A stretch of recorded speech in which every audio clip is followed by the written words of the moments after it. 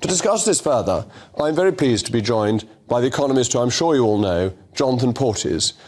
Jonathan, thank you for joining me again on this programme. The Treasury is very keen on legal migration because it maintains it grows GDP, which to an extent is true, but it doesn't grow GDP per capita. Which do you think is more important?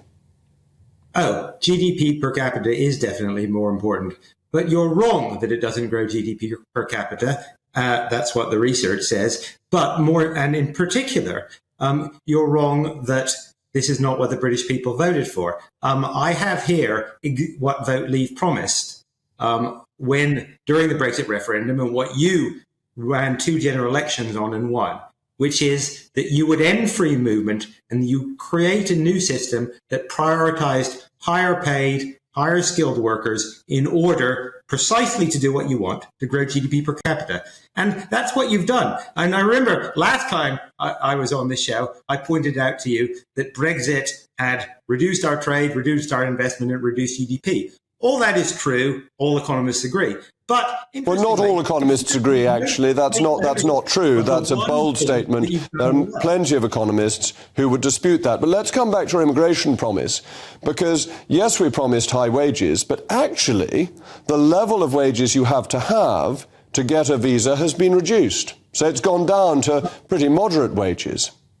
It's gone, so it is for middle and high skilled workers. But most of the people, so you talk about fruit pickers. Fruit pickers don't actually count in the immigration figures. So that's a bit of a distraction from you and the Home Secretary. Most of the workers who are coming to work in the NHS. They're coming to work in the care sector, or they're coming to work in information communication technology, business services, higher education, my sector. These are either relatively higher paid sectors or sectors where we need the workers. But you're actually missing out the tens of thousands of people who come accompanying students.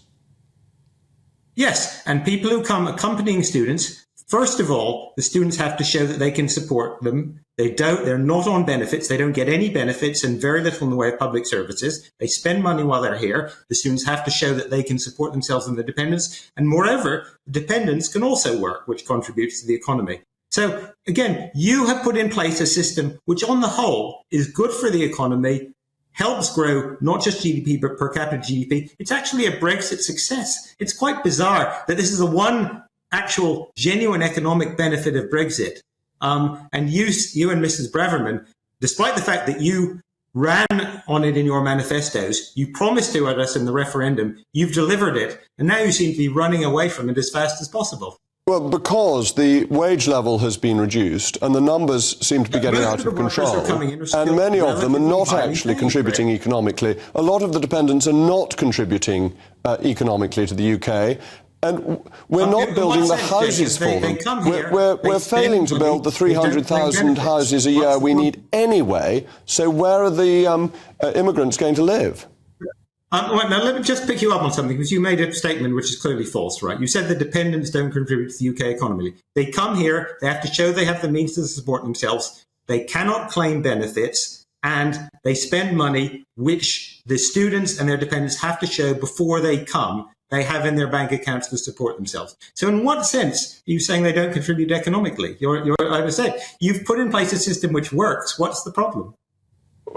Because I think the figures that you're using are highly selective, that many of the people who come over as dependents aren't working when they come here. Therefore, their economic contribution is minimal. Many of the jobs that are now being filled are low-skilled, low-wage jobs which aren't contributing to GDP per capita.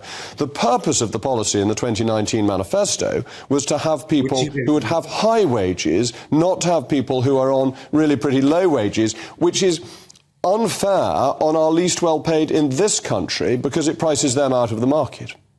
But you, as I said, you've shown no evidence of that. I can give you the figures for the number of people who've come in to work in IT. Well, the evidence is very clear. The amount you have to earn to come in on a special visa, shortage visa, has been reduced. You're speaking about dependents. And if you look at HGV drivers, there was a claim that we needed to import lots of HGV drivers. Actually, we found that we could recruit our own HGV drivers with better pay by streamlining the examination system and paying them a bit more. And that meant that we got the HGV drivers that we need. That's a success of Brexit, not undercutting the wages of the least well off.